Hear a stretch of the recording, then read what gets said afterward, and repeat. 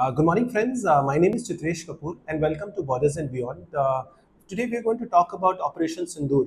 Almost 24 घंटे हो गए हैं प्रेस कॉन्फ्रेंस को। आज हम उस प्रेस कॉन्फ्रेंस जिसमें foreign secretary mister Vikram Misri, colonel Sophia Qureshi from the Indian army and wing commander Vyomika Singh from the Indian air force, उन्होंने क्या आज डिस्कस किया, आज हम उस चीज को समझने की कोशिश करेंगे और धीरे धीरे हम उस बातों को समझेंगे कि क्या बोला गया, क्या उसका सिग्निफिकेंस था, क्या मैसेजिंग थी जो कि Indian government at this point of time to the domestic audience and to the international audience वो क्या देना चाहती थी। सो प्रेस कॉन्फ्रेंस में ये बताया गया that the strikes lasted for just 25 minutes. It started at 1:05 AM. रात को 1:05 शुरू हुआ और रात को 1:30 बजे स्ट्राइक्स खत्म कर दी गई। और हम लोगों को ये बताया गया है कि this was a joint strike where Indian army, air force and navy, इन तीनों ने पार्टिसिपेट किया ऑपरेशन सिंदूर में। तो आप सब लोगों के सवाल यही होगा कि नेवी का क्या इन्वॉल्वमेंट रहा होगा। सबको मालूम है इंडियन एयरफोर्स इन्वॉल्व था, बट नेवी का क्या इन्वॉल्वमेंट था। उस अगर कुछ दिन पहले आपने देखा होगा तो आईएनएस विक्रांत, जो कि हमारा एयरक्राफ्ट कैरियर है, वो अरेबियन सी में घूम रहा था।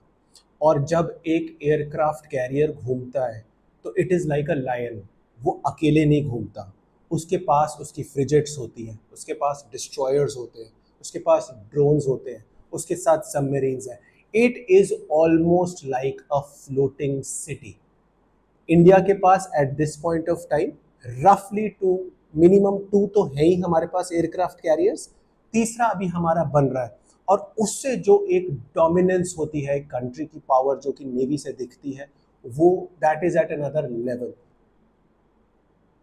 I am going to slowly uncover all these facts. So primarily, according to the government of India, there were 24 precision strikes across 9 terror camps, जिसमें मिनिमम 70 कैजुअलिटीज हुई। ज़्यादा भी हो सकती हैं, बट मिनिमम 70 कैजुअलिटीज हुई, जिसमें इंडियन एयरफोर्स के जो जहाज थे वो गए। कहा यह जाता है कि उन्होंने कभी इंटरनेशनल बाउंड्री क्रॉस नहीं की, वो इंडिया में ही बैठ के उन्होंने स्ट्राइक किया with the 2 different type of missile system, which we are going to discuss later on in this podcast. तो अब आपके जो स्क्रीन पे आ रहा है, where you are going to see there were 21 places all across Pakistan, from Pakistan occupied Jammu and Kashmir and in the Pakistan heartland. अगर आप देख रहे होंगे आपके स्क्रीन पे आ रहे हैं दोज 1 to 21 प्लेसेस जहां पे जिन कैंप्स पे अटैक हुआ। और अगर आप नोट करेंगे, आप स्क्रीन में नीचे की तरफ जाएंगे तो point number 20 and point number 21 which is Muridke and Bahawalpur, इसका क्या सिग्निफिकेंस है। एक तो इसका सबसे बड़ा सिग्निफिकेंस ये है कि ये मेन पाकिस्तान के पंजाब में है। So basically what that means is हमने पिछली बार की तरह सिर्फ पाकिस्तान ऑक्यूपाइड जम्मू एंड कश्मीर पे अटैक नहीं किया। इस बारी हमारी मिसाइल्स इंटरनेशनल बाउंड्री क्रॉस की, हमारे पंजाब से उनके पंजाब में गई, और जहां उनका मेन टेरर कैंप है मुरीदके एंड बहावलपुर, वहां पे अटैक हुआ। नाउ इन दोनों टेरर कैंप्स का एक बहुत बहुत इंपॉर्टेंट सिग्निफिकेंस है। उनका सिग्निफिकेंस ये है कि ये टेरर कैंप्स यूज किए गए थे 2008 में। अगर आप लोगों को याद होगा, जब मुंबई में अटैक हुआ था 2 नवंबर ऑफ 2008, देन इसी मरकज मुरीद के पंजाब में यहीं पे ट्रेनिंग की गई थी। यहीं पे अजमल कसाब, जो कि आपको याद होगा, जो एक इकलौता टेररिस्ट था जो पकड़ा गया, वो उनकी सारी की सारी वही ट्रेनिंग हुई। डेविड कोलमैन हेडली, जो कि अभी यूएस की जेल्स में है, वो भी उसकी भी ट्रेनिंग इधर हुई। That is why it was very important to hit and to hit hard, and primarily we wanted to hit जहां उनका बेस है। और यही वो जो पॉइंटर्स हैं, ये जो 20 और 21 है, यहाँ पे इसलिए अटैक करना सबसे ज़्यादा इंडियन आर्म फोर्सेस के लिए ज़रूरी था। Now we're going to talk about the press briefing के बाद, जो कि हमारी तरफ से, इंडियन गवर्नमेंट के तरफ से आई, जो कि अगेन आपके स्क्रीन पे है। और अगर आप उसमें पढ़ेंगे, they have very categorically said our actions have been focused, measured and non-escalatory in nature. So what it means is Indian arm forces ने कभी भी अटैक ना सिविलियंस पे करने की कोशिश की, ना किसी आर्मी इंस्टॉलेशन पे, कभी कोई एयरफोर्स इंस्टॉलेशन पे नहीं किया। हमने अटैक किया तो टेररिस्ट कैंप्स पे किया। हमारा फोकस सिर्फ ये था कि जो दहशतगर्द इंडिया आते थे और अभी जो पहलगाम आए, उनके जो मेन हेडक्वार्टर्स है, हमें उनको खत्म करना है। So that was the important messaging. आगे आप पढ़ेंगे, उसमें लिखा हुआ है कि no Pakistani military facilities have been targeted. India has demonstrated considerable restraint in selection of targets and methods of execution. Very categorically India ने ये कह दिया है कि हमने जो टारगेट्स चूज किए वो बहुत सिलेक्टिव थे। हमारा कभी कोई मोटिव किसी सिविलियन को हार्म करना नहीं था, और हमारा सिर्फ एक ऑब्जेक्टिव था कि जो टेरर बेसिस है उनको खत्म किया जाए। Now we are going to talk about कौन सी मिसाइल्स यूज की हमारे इंडियन आर्म फोर्सेस ने, स्पेसिफिकली इंडियन एयरफोर्स ने। So there were two missiles that were used. One is called hammer.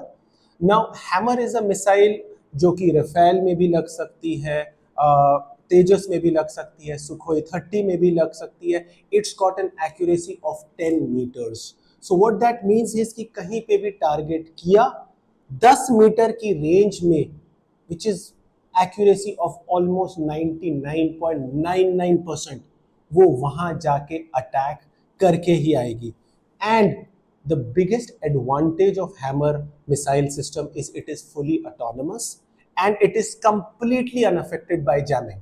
So what that means is, जब आप एक country दूसरे country पे मिसाइल फायर करता है, तो जब दूसरे कंट्री को पता चल जाता है तो वो उसको जैम करके मिसाइल गिराने की कोशिश करता है, जिसको इलेक्ट्रॉनिक वॉरफेयर भी कहते हैं। इस मिसाइल की ये खासियत ये है कि एक बारी इसने अपना टारगेट लॉक कर दिया तो कोई जैमिंग, कोई कुछ इसको स्टॉप नहीं कर सकता। ये जाएगी, अपना पेलोड पूरा का पूरा उतार के खत्म करके उस एरिया को ही it will finish itself. Now the second missile that was used is called Scalp. Scalp is also a very potent missile that was used. अगर आप देखेंगे, it can be used on Mirage 2000, Rafale, Sukhoi and कुछ European aircraft जैसे हैं typhoon and Griffin, वो वहां पे भी यूज हो सकते हैं। वो हम अभी नहीं यूज करते, but it was actively used in our Indian air force jets. So again, it is also called Storm Shadow. उसकी length is roughly about 5 meters and it was almost at 1 Mach. It is about 0.95 Mach, which means almost आपकी at the speed of sound गई। अगर आप देखेंगे इस particular strike का significance क्या है, अगर आपने याद होगा 2016 में इंडिया ने सर्जिकल स्ट्राइक की, उसके बाद बालाकोट हुआ 2019 में।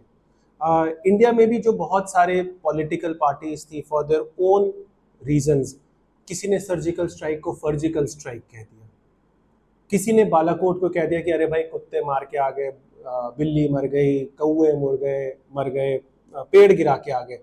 लेकिन इस बारी इट इज टोटली डिफरेंट। जब हमने उनके 21 बेसिस पे कैंप्स पे अटैक किया तो 90% वीडियोस जो हैं वो वहाँ के लोकल पाकिस्तानियों ने ही शूट किए, जो कि आपको हर प्लेटफॉर्म पे दिख रहे होंगे। आपको एक्स में बहुत लोगों के आप देखोगे वो वीडियोस डाल रहे हैं कि ये उड़ गया, ऑब्वियसली लोकल पाकिस्तानी पंजाबी में बात की जा रही है, उसमें वो बता रहे हैं कि ये उड़ गया, हॉस्पिटल्स में जगह कम पड़ गई। सो इसका एक मैसेजिंग था कि इस बारी इंडियन आर्म फोर्सेस ने जो अटैक किया है, हमें कोई प्रूफ देने की ज़रूरत नहीं है, क्योंकि अनफॉर्चुनेटली विभीषण हमारे कंट्री में भी बहुत सारे हैं, तो हम लोगों को किसी को प्रूफ देने की ज़रूरत नहीं। वहाँ के लोकल ऑडियंस ने, लोकल पॉपुलेशन ने ही उसके बारे में बात की। In the last, I would like to say that the name Operation Sindoor is just so important. It has such a important significance क्योंकि जो ये terrorist आए उन्होंने आपको मालूम होगा there were certain women, there were certain couples who had just got married and had gone to Kashmir for honeymoon. उन्होंने उनका सिंदूर उजाड़ दिया. तो उसी के याद में इंडियन गवर्नमेंट ने इसका नाम ऑपरेशन सिंदूर रखा. और आपने ये भी देखा होगा कि कल हमारे भारतीय फौज की 2 female officers from both Indian Army as well as Indian Air Force, they were the one who gave the briefing. You know, all these things become extremely important, that how do we value our women workforce.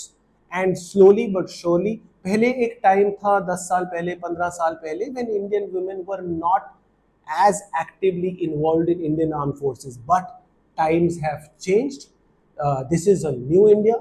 In the last 10 years, we have very categorically given a message that if you attack us, unlike 2008, जब Mumbai attack हुआ और हमने कुछ नहीं किया, Indian air force हमारे prime minister office गई, हम उनको जाके बोलती गई कि हमें ऑर्डर दीजिए, because we are not a Pakistan army की जहां हम ऑर्डर करेंगे सिविलियन गवर्नमेंट को. हमारी गवर्नमेंट के पास इंडियन एयरफोर्स गई, रिक्वेस्ट किया कि please we need to take revenge, but वो that was not taken care of. But now this is a different India. आज हम 4-4.5 ट्रिलियन डॉलर की इकोनॉमी है. आज हमें किसी से पूछने की जरूरत नहीं है. उन्होंने हम पे किया, हमने उन पे वापस जवाब दिया. लेकिन अगर मुझसे पर्सनली पूछेंगे, I am not extremely happy. And why I say that, because ये टेररिस्ट को फंड कौन कर रहा है? इन टेररिस्ट के मेन बिग बॉसेस आका कौन है? इनके बिग बॉसेस एंड आका GHQ रावलपिंडी में है. इनका main big boss Asim Munir है, जो कि पाकिस्तान आर्मी का बिग बॉस है.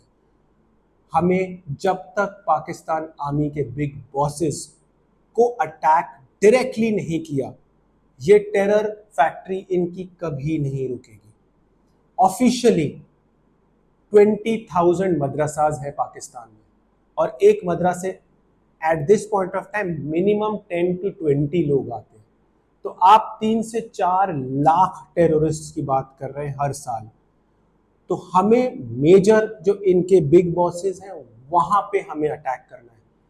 We have to make sure that this is an ongoing exercise. This should not be a one off thing. We have to hit them, we have to hit them hard, and we have to make sure that the messaging is very loud and clear. If you hit an Indian, हम आपको कहीं पे भी होंगे, वहां से हम ढूंढ के आपको खत्म कर देंगे, आपको निस्ते नाबूद कर देंगे. That's all I would like to say at this point of time. Thank you for watching Borders and Beyond. We would love to hear from you. Please tell us what can we do as far as the content is concerned. If you want us to talk about a specific topic, we'll do that. Thank you very much. Jai Hind.